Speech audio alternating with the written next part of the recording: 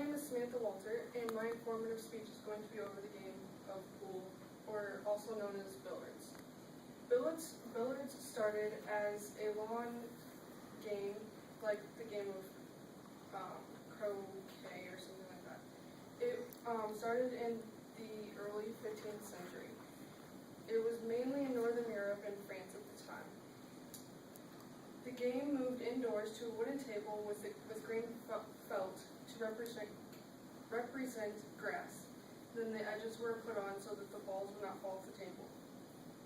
In the beginning, the balls were just simply pushed by these here, which are called maces, and later they decided that it was hard to hit the balls on the edge of the tables. This has a picture here of some people playing, but they would flip it around and use the cue of the mace, which is also, cue means tail, and that would make it so you could push the balls on the edges. The term billard is derived from the French language. It's either meaning a wooden stick or ball, so it's for both. Billiards has also been known as the noble game of billiards because of all the kings and royalty people that have played. They have proof of the game starting as early as the 1600s, but it was not a huge game until the 1800s. The pool cue was invented in the early 1600s when they decided to stop using this part of it and they just used a straight cue.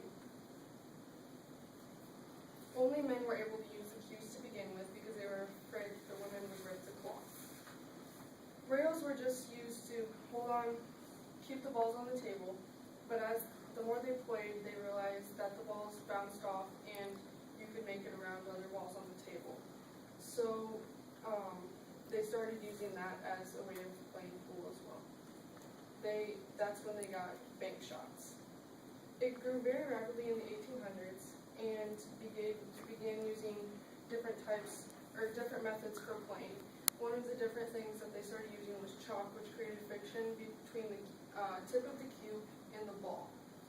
This would add a spin to the ball, now known as English, because England visitors showed Americans how to use the spin on the ball, and that's how it got the term English in 1823.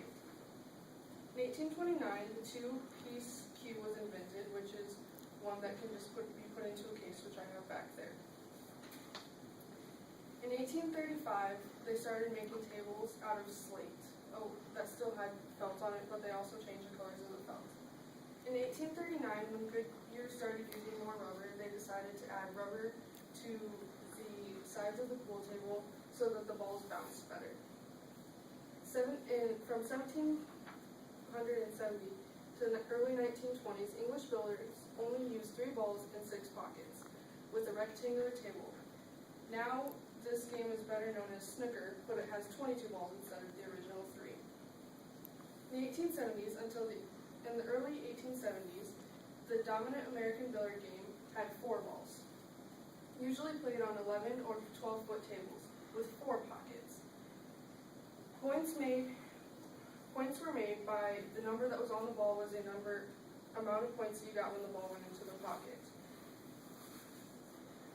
They also made different shots where you could hit one ball into another one and make it into a pocket, and you would get double points for that one.